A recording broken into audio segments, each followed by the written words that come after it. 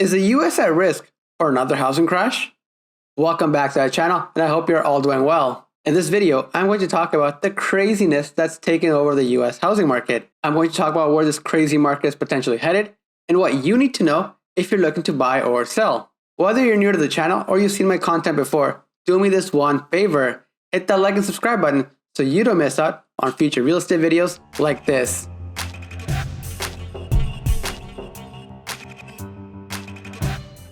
Plain and simple, the US housing market is wild right now. So wild that half the houses listed nationwide in April sold in less than a week. Some buyers are bidding on homes right now that they have never ever even seen in person before.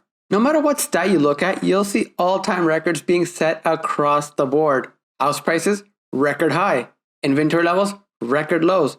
Percentage of homes selling over asking, record high. Average time on the market, any guesses? Record low. Bill McBride, an economics writer who famously predicted the 2007 housing market crash, is calling the current state of the housing market a perfect storm. But is it really a perfect storm? We're going to unravel that a little bit later in the video. It used to be that the hardest part for most people when it came to buying a home was arranging the financing. Nowadays, getting cheap money is the easy part.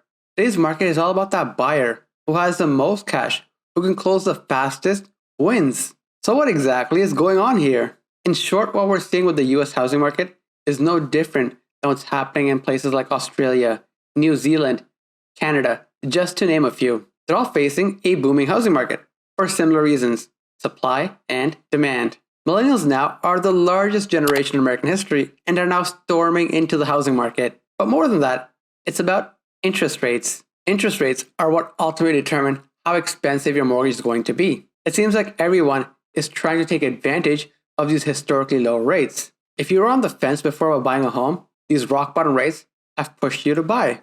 We're at a point now where housing has gone up so much that there are concerns that people who are still on the fence about buying a home are getting worried. What happens when interest rates start to rise? It's not if, it's when. When these interest rates eventually rise, that home you wanted to buy all of a sudden becomes even more out of reach. Just because that mortgage you were able to qualify for before, all of a sudden now becomes more and more compressed. The Federal Reserve has said time and time again that they're not raising interest rates until the economy recovers. But here's the thing, who knows when that will happen? Some people say that'll happen in the second half of 2022. Some say that'll happen in 2023, the first half or the second half.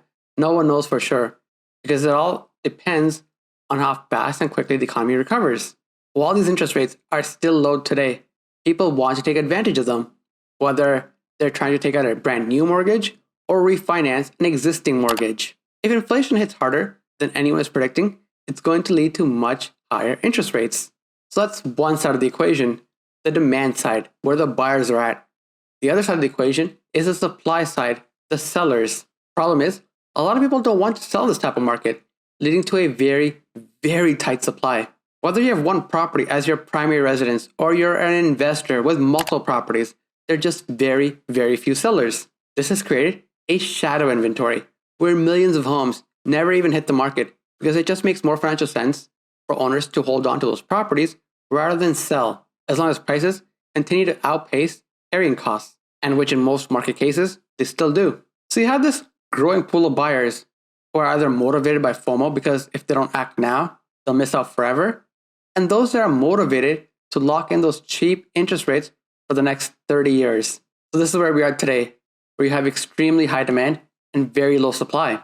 But this concept, this isn't just limited to the housing market. It's when you have anything that's in short supply and you have an influx of buyers who are competing against one another. That just naturally pushes prices higher. What's concerning to me right now is that we're in this scary feedback loop where the expectation of price increases has become the driver of price increases rather than the fundamentals. Low interest rates and low supply have done their parts in pushing housing prices higher. Now when we talk about prices going up even higher, all of a sudden we're talking about bubbles again. When you see prices go up the way they have gone up, you have to ask yourself, why did this happen? And if you're not sure why, I'll tell you why. Ultra low mortgage rates, record low inventory, and top it off with the fact that potential home buyers are flush with cash after a year where we saw the national savings rate soar to the highest level we've seen in decades. You can see why this housing market is getting out of hand. FOMO, cheap money, record savings, tight supply. This is why the housing market is being called the perfect storm. Many families, especially many high-income families with work from wherever jobs, are shopping around for sunny, spacious real estate and bidding up prices wherever they want to land because they have that option. In a normal, healthy market, that wouldn't even be an issue. But years of insufficient building and a construction pause because of the pandemic has led to record low inventory. Another aspect that's contributing to low inventory are seniors, where in previous decades they would have downsized, are now more likely to age in place. This is also keeping millions of homes off the market. Plus, some builders are putting their projects on hold because of a sudden tripling in lumber prices. That could also delay a construction boom in the US for the next little while because it takes time to build homes. I'm sure the question on your mind is, where do we even go from here? If you want to know where real estate prices are going in the next month or two, pay close attention to housing inventory. It's hard to predict housing demand just because there are so many variables involved, but it's much easier to keep your eye on housing inventory. Even though housing inventory has slowly started to increase, but based on its current pace, inventory is not expected to normalize for the next 14 months. And then there's home equity. When people talk about a housing bubble and what happens when a major collapse happens, it all boils down to equity. What is home equity? It's the portion of the home that you truly own. Your lender has an interest in your property until you pay off that mortgage. If enough homeowners have strong equity in their homes, then there might not even be a crash. Because when you have equity, you have options. You can stay the course, you can refinance, or you can choose to sell. A crash happens when people are forced to sell because they have no other options. If you don't have any equity, you simply don't have any skin in the game.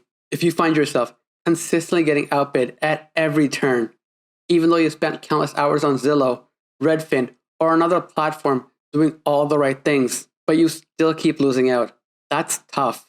If you are in that type of market, it might be worthwhile to wait it out as the economy recovers, as office workers are called back into the office.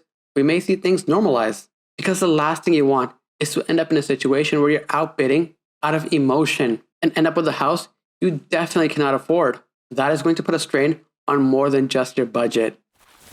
Thank you so much for watching. This channel would not exist without your love and support. So please do me one favor. Check out the links in the description of this video. I have links to various sign-up bonuses and discounts. Every click directly helps support the channel. If you have questions for me, feedback on this video, or maybe you have ideas on future content, let me know in the comment section. And while you're at it, don't forget to hit that like and subscribe button. That's it for now. I'll talk to you guys in the comments.